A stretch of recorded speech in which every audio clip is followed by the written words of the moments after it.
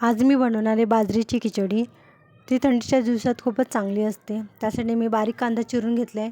बाजरी मी 5 ते 6 तास आधी स्वच्छ धुवून भिजू लावली आहे. त्यात टाकण्यासाठी मी गाजर आणि वाटाणे घेतले. तुम्ही कोणती पण भाजी घेऊ शकता त्याच्यामध्ये. बाजरी आपली चांगली भिजलेली आहे, तुम्ही बघू शकता. आता आपण एका कुकरमध्ये 1 चमच तेल व 1 चमच तूप टाकणार आहोत. त्यात जिरा मोहरी टाकूया. भिजवलेली बाजरी टाकायची आहे. डाळ तुम्ही कोणती पण घेऊ शकता. मी त्याच्यामध्ये तूर डाळ व चणा डाळ टाकली आहे. आता ती डाळ टाकून द्यायची आहे. बाजरी शिजायला खूप वेळ लागतो, त्याच्यामुळे त्यात भरपूर पाणी टाकायचं आहे. शिजताना मीठ थोडंसंच टाकायचं आहे. बाजरीला 11 ते 12 शिट्ट्या तरी कराव्या लागतात, तरच ती बाजरी चांगली मऊ शिजते. त्यामुळे पाणी भरपूर टाकायचं आहे त्याच्यामध्ये.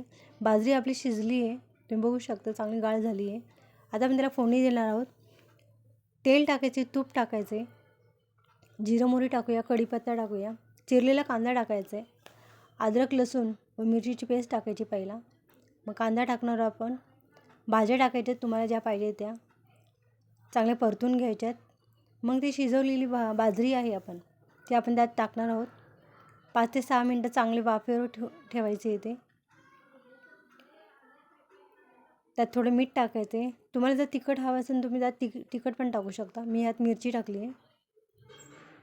ही थंडीच्या दिवसात खूपच चांगली असते. वरून तूप टाकायचे.